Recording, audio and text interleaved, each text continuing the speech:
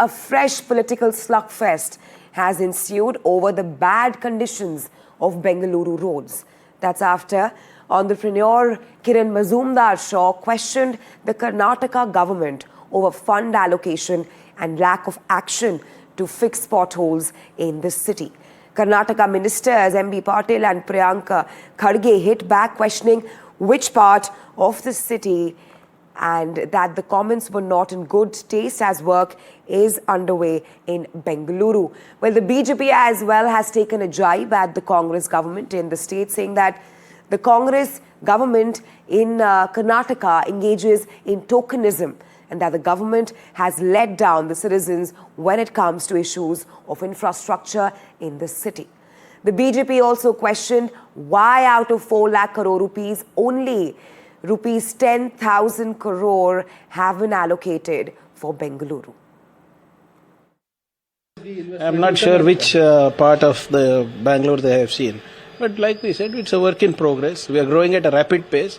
और जो भी necessary है infrastructure improvement के लिए, we are doing it. Kiran Mazumdar, she is a big asset to our state, our country, the entire world. She has created a name for Bangalore with her company. So at the same time, the state Bangalore also has given back to her. It is mutual.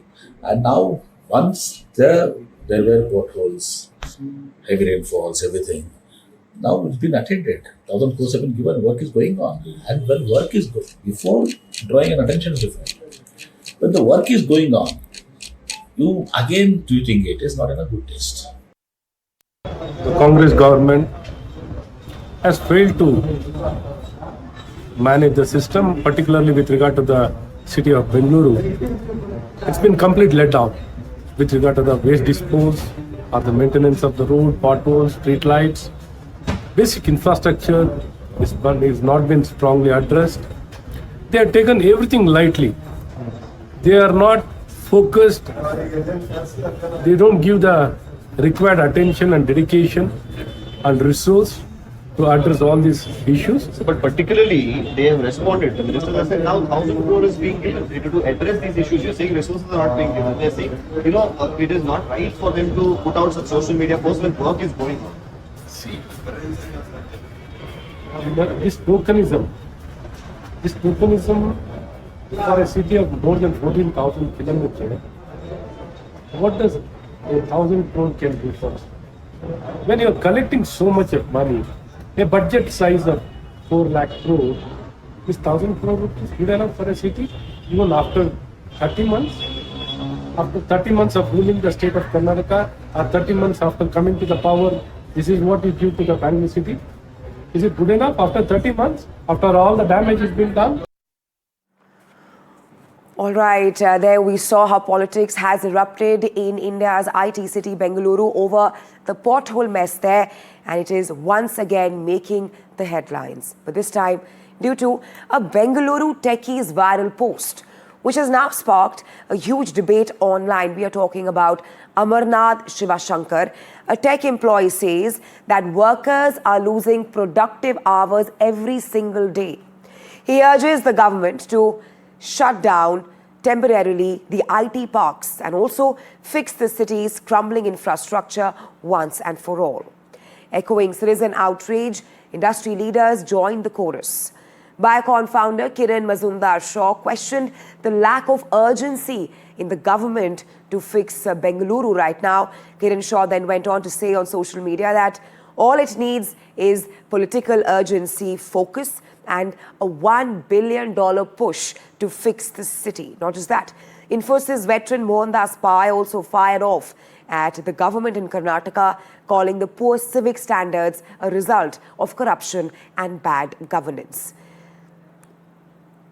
Citizens are still complaining about long commutes because our government has told us they're clearing the potholes, but his work is still going on. So a great degree of unhappiness among citizens about long commutes, the dirty city, which is which the GB is trying to clean up, and the fact that the potholes are still there. We keep seeing on Twitter photographs of roads which have been repaired 15 days ago and now potholes appeared again. It's obvious there's high corruption, and the unhappiness and the anger among citizens still continues. I hope our Minister for Bangalore will take more action.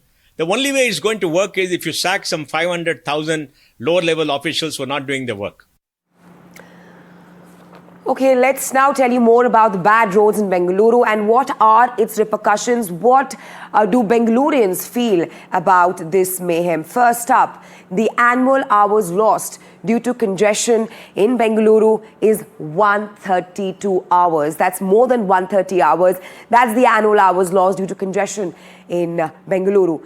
Then moving on, annual driving hours, it accumulates to 257 hours in Bengaluru.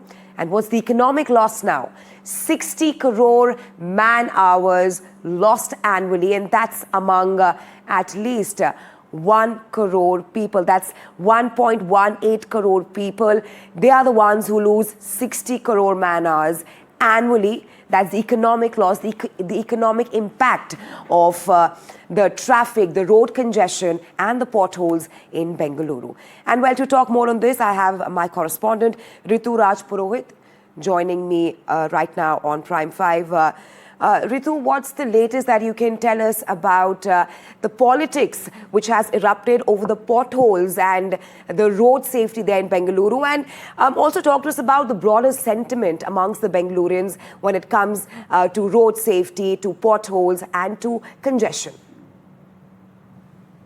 Well, you see, we've been seeing how the politics often erupts whenever we talk about the city's crumbling infrastructure. Now you have the entrepreneurs here in the state versus the state government. Therein you have various issues that are being flagged by these entrepreneurs. You have them speaking about the bad roads, you have them speaking about the traffic issues, as well as the garbage issue. Now, obviously, crucially, these are the three main topics that they've been continuously speaking. And we also have the state government often responding to it, saying that the city is widening, it is spreading across as well. We have a lot of people coming from the outside of the state. Now, it's quite difficult as well to manage. It is challenging too, but the state government has been on the foot to, in fact, tackle these issues, to bring out those permanent solutions for the citizens, or for that matter to the commuters. But what remains to be the biggest question is that really happening on the ground? The reality on the ground looks very different, because you only have the officials waking up at a time when there are rains in the city, for that matter when there are various